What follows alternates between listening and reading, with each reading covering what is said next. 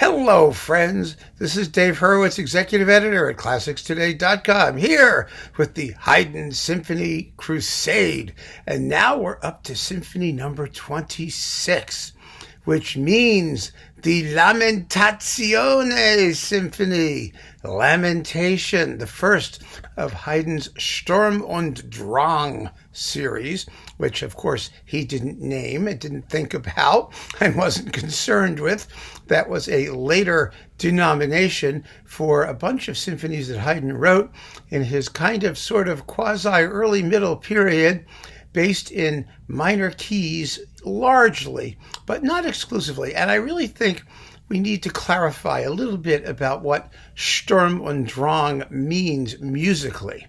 It was originally a literary movement that was concerned with, misery and distress. It means storm and stress, Sturm und Drang. Storm and stress, yes, angst and excessive emotion.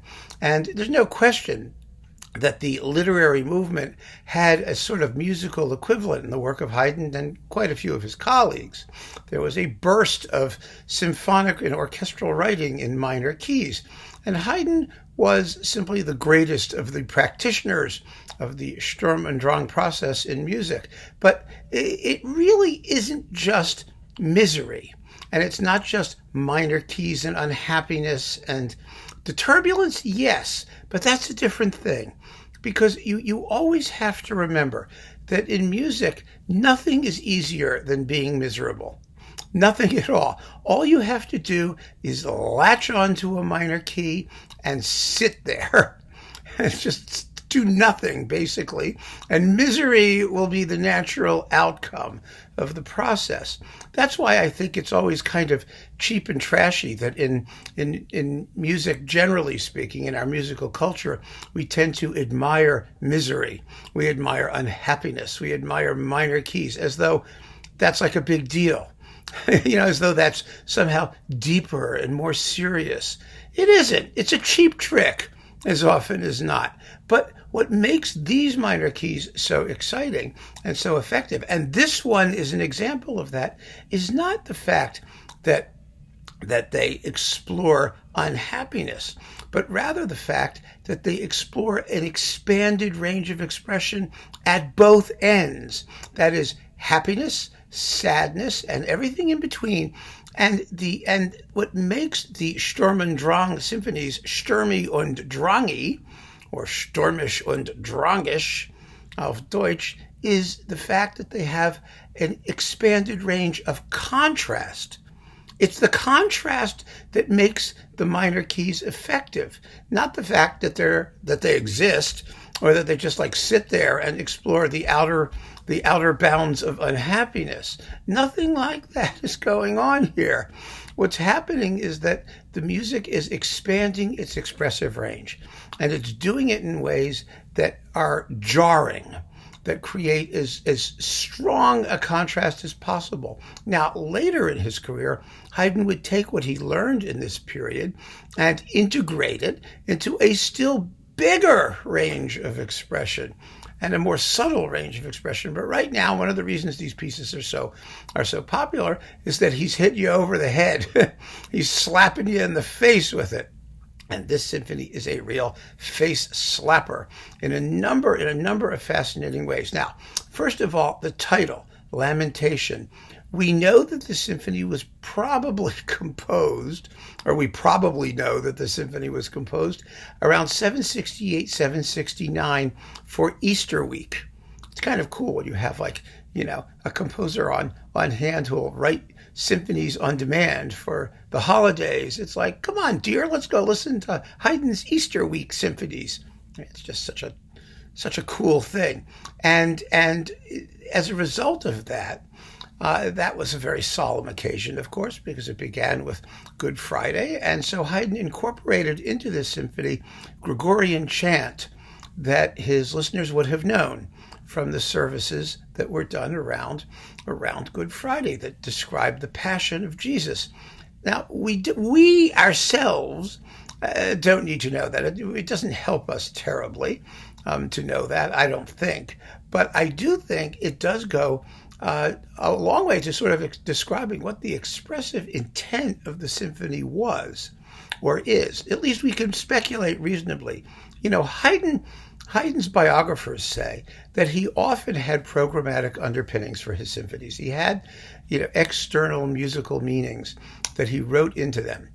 And however, when people asked him what they were, especially when he was older and failing, he got very annoyed and was like, just don't bother me, who knows. But he did confess that he often tried to express moral ideas, moral qualities in his symphonies. That is, the conflict between good and evil, between sadness and happiness, in a religious sense. And this is one of those symphonies that does it.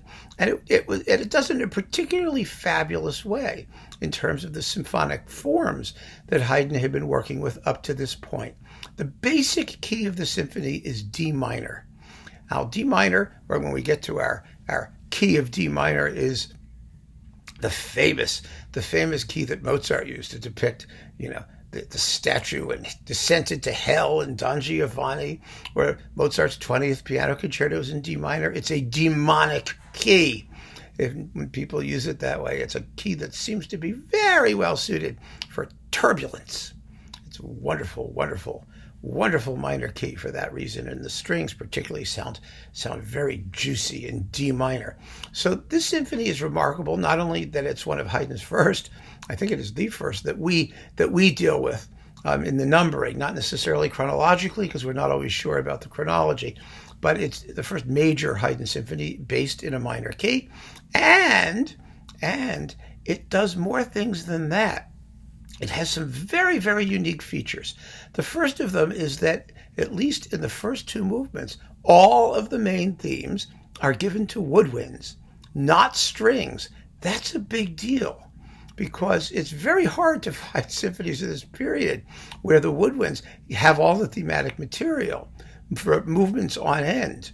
In the second movement, particularly the slow movement, Haydn usually just scores them for strings without woodwinds at all. But in this symphony, there's full participation of the whole orchestra. And the reason, of course, you will hear, is because it's the woodwinds that get the chant melodies, that get the Gregorian chant tunes that Haydn uses, while the strings decorate the texture. It's kind of like those wonderful saintly figures in medieval art or Russian icons, where they're surrounded by halos of gold. You know what I mean? I'm sure you've seen them. Yeah, you know what I mean, right? That kind of thing. Well, the strings do a lot of that stuff while the woodwinds play the chant tunes. But the woodwinds also have the main theme in the first movement, which is not a chant. And so there's a great deal of added participation. And so the expansion of expression in these Sturm and Drang symphonies isn't just limited to major key versus minor key. It also has to do with the sonority of the orchestra that Haydn employs, or as Haydn treats the instruments of the orchestra, and it also has its effect on form.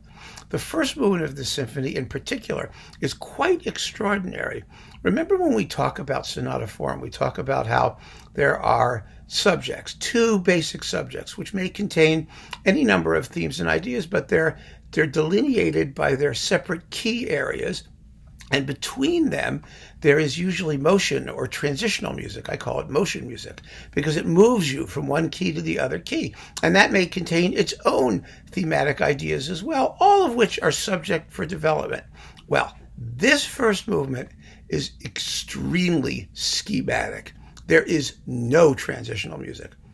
None. Zippo. You have first subject, which is full of anxiety and stress and Sturm und Drang.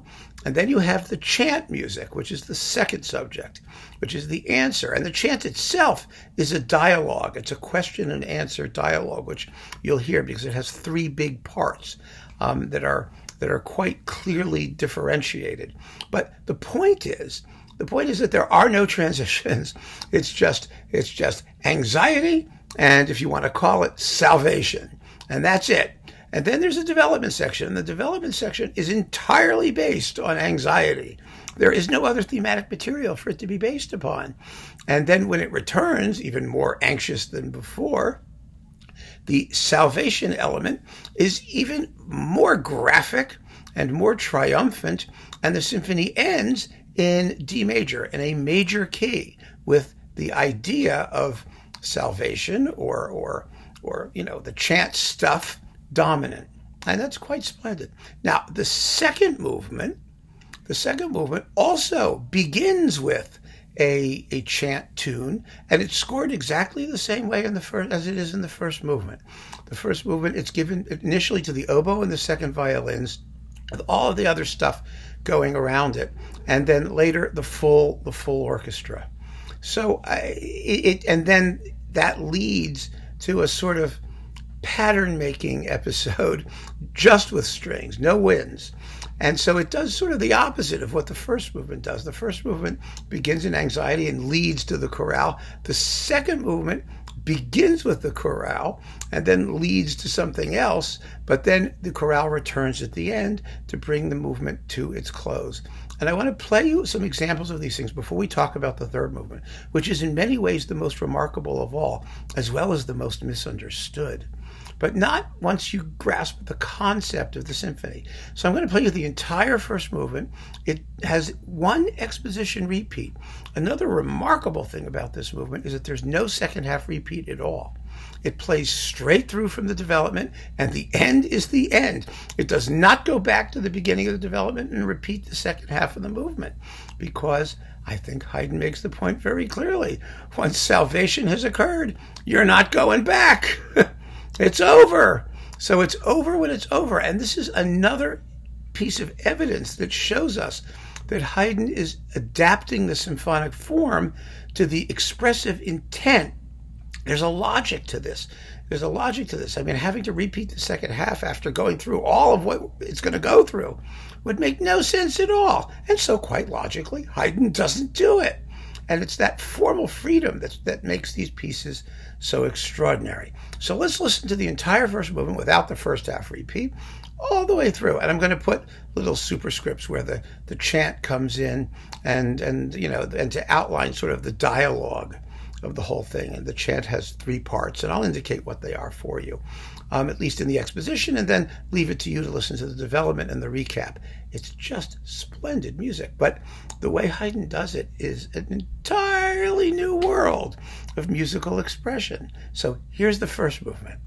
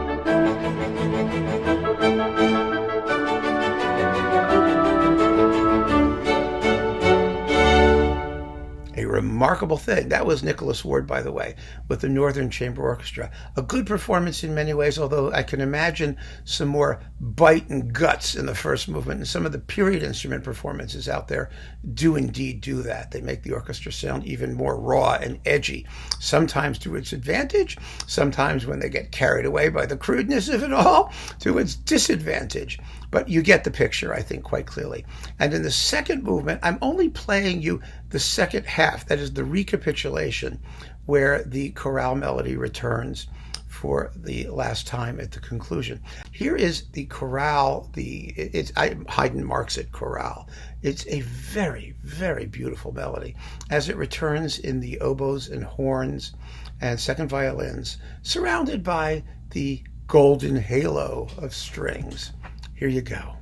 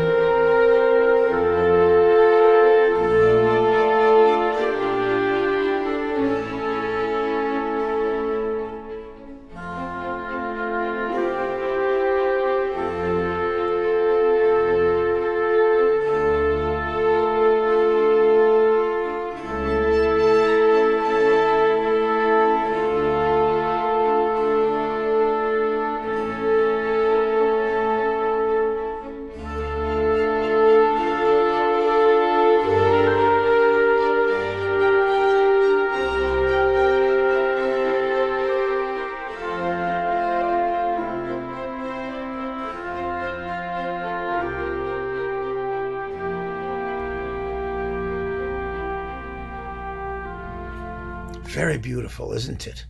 And really, there is unquestionably a spiritual or transcendental quality to the music that employs these Gregorian chant melodies. No question about it. And Haydn's intent seems quite clear. But then we come to the finale. Now, the finale is a minuet, and this symphony has taken quite a bit of criticism for the fact, and Haydn has, for the fact that he ends with a minuet. What does that mean? It has no chant melodies in it that anyone has ever been able to determine. But it is a tragic minuet. It's a minor key minuet. Its effect is extremely pathetic. And we can talk about what that means on the other side. But I just want you to listen to it. And I want you to listen particularly to the end of the first section of the minuet compared to the second section, because it does virtually the opposite of what happened in the first two movements, which is the first movement went from minor key to major key, from misery to salvation. The second movement was basically all salvation with some contrasting material, but this does just the opposite. It starts in a minor key and it ends in a minor key. It tries to be happy, but it doesn't succeed. And that, I think, is quite significant in the emotional scheme of the symphony. But listen particularly to the end of the first part of the minuet, where it just becomes trivial. It just goes jump, jump, jump, jump, jump, jump, jump, jump, jump, jump, something like that. It's just all of a sudden it sounds very, very glum and very stern initially, and then it ends with the utmost lightness and frivolity. It's an absolutely Mahlerian contrast where you have something that's very, very serious with something that's as cheap and tawdry as can be.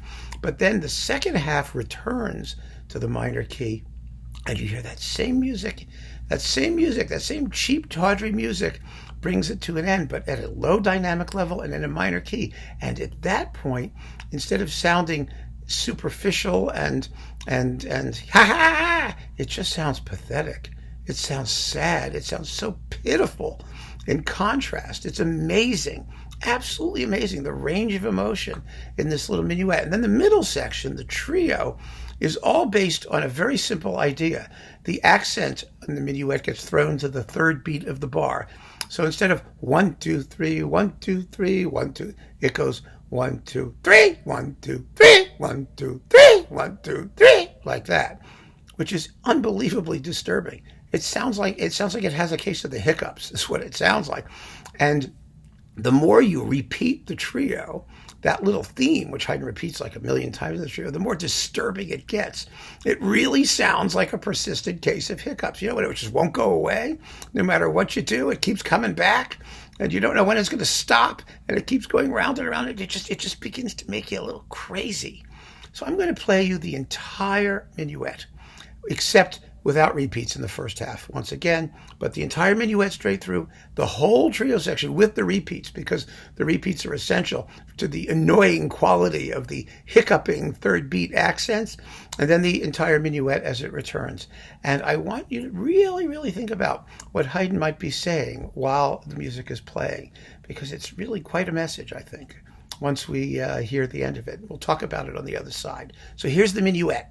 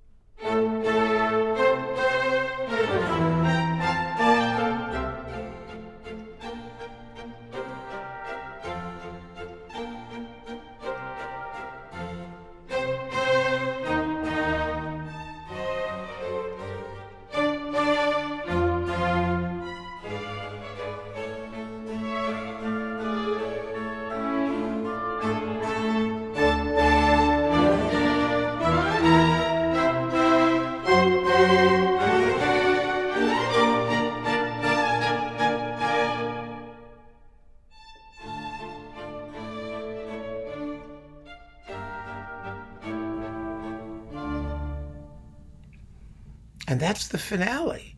It ends in the deepest, most pathetic way, with just not with a bang, but with a whimper. And the question is, what is this telling us? Well, in my view, and this is just my interpretation of the symphony, that there is no hope without salvation. I mean, what else is there? In both the first and second movement, you have these beautiful chant melodies that bring both movements home in a mood of transfigured bliss. But in the second movement, we are stuck simply with the world as it is. our mundane lives without any sort of appeal to a higher power or to the transcendental or to the spiritual. There's not a shred of spirituality in this third movement. And without it, it's simply pathetic. It's absolutely pathetic. It's a very, very dark vision. It truly is. And one of the most pathetic things about this is that it does end with the minuet. And this is a symphony that becomes more powerful the more you know other symphonies. Because if you listen to Haydn's other symphonies, you get so used to a four-movement form, and you listen to a minuet, and even if it's in a minor key or that's a formula, it's if the main key of the symphony is minor, then the minuet's going to be in the minor. But there's always the finale, which gives you the happy ending or the triumphant ending, where things get better. Well, there's nothing after this. And it's as if Haydn is saying, what's the point? How could you have a finale? What finale could there be after this particular vision of reality? This complete bleakness, which is based on just a simple ABA dance movement. And it's Haydn's ability, I think, to give a simple ABA dance movement that kind of expressive depth, to clinch a tragic vision of life and humanity with just a little dance that gives him such an extraordinary range of expression and sets his music apart from anything that anybody at the same period was doing. And really that a lot of people have done since, because you don't find, not Beethoven, not Mozart, these tragic endings in classical repertoire are very, very, very rare, extremely rare. And the viewpoint, this extremely unsentimental, but at the same time pathetic and dark view of life, of the meaning of the dance in Haydn's view is exceptionally rare. It's really, really a special thing, and a very beautiful thing, and a very moving thing as well. But it may be a little hard to take, and I think that future, or later generations of listeners and musicologists particularly had a very, very difficult time understanding this aspect of Haydn's art. It wasn't something he did all that often either. It really wasn't. And this symphony, this particular symphony, one of the very first of the Sturm und Drang symphonies, shows an uncompromising attitude toward life and ideas of salvation that really very few other composers shared. And that's what I think makes it so special. So I hope you've enjoyed this little chat and some of the philosophical speculation that the music encourages.